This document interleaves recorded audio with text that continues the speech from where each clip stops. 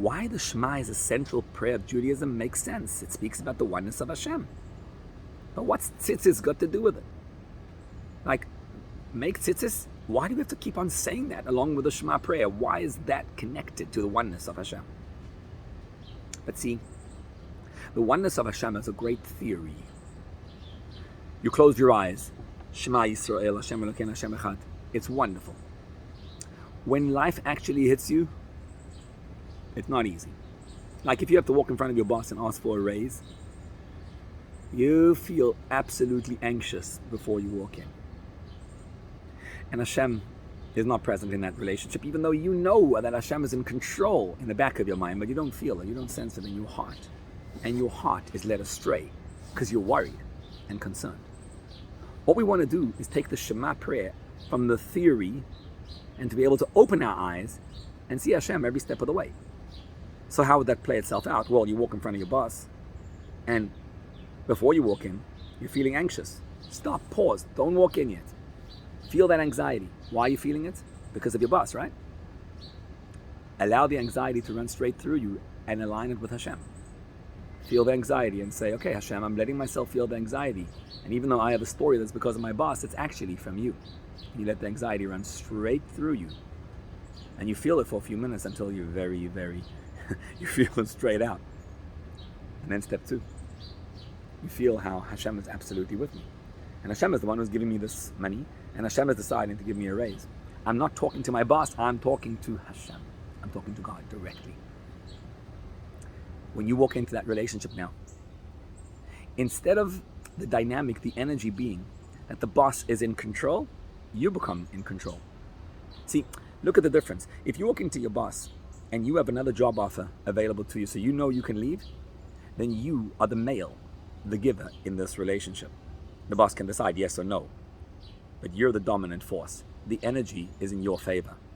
But if you're scared and anxious, the energy is in the boss's favor. When you have emunah and you bring that emunah into a reality, then even if you don't have another job offer, your presence will be, I respect you as a boss, but I'm absolutely tied to Hashem. And that explains the mitzvah of Tzitsis. Shema is emunah with eyes closed. Then you open up your eyes and you look at the world. And what do you see?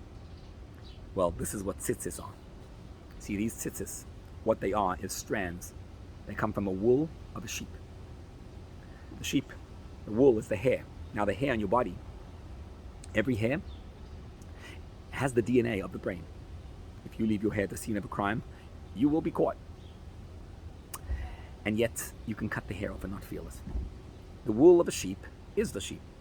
It's got the DNA of the sheep itself, but you can cut it off and not feel it.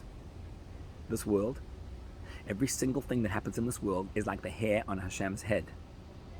You see God everywhere, but you can cut it off and not notice Hashem. So the DNA of Hashem is present in every little strand, every little event that occurs in this world is divine, but you don't notice it. Our job is to take the Shema prayer, Hashem Elokeinu Hashem Echad, and then say, V'haya lachem leTzitzis. And you should be able to feel Hashem's presence. So every time you walk in front of the boss, you walk in front of another event, you allow yourself to not be afraid of the boss. You say, I'm afraid of the boss. Okay, drop the boss. Hashem, I'm afraid of you. Let the anxiety run straight through you. And then you walk over to Hashem. Hashem, I'm talking to you. I need from you a raise, not from my boss. And then you're not scared of the boss. And you're just doing the motions. So what happens is, V'haya lachem leTzitzis means you should dye your strands of hair with the Tzitsis. The Tzitsis is a color that resembles the heavens. Because really, everything you do resembles the heavens. You're talking to God all the time. And what happens is, Uzechartem is called mitzvah Hashem.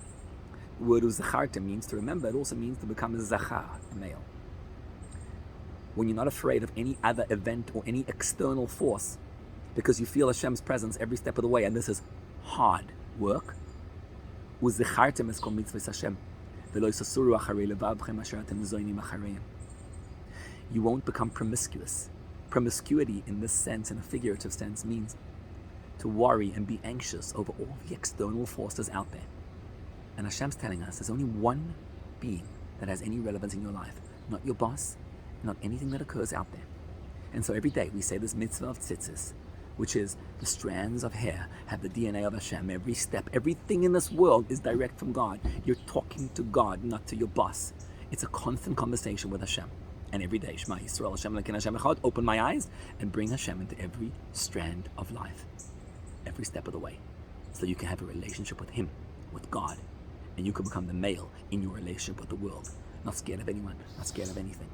It's just there for Hashem to be revealed.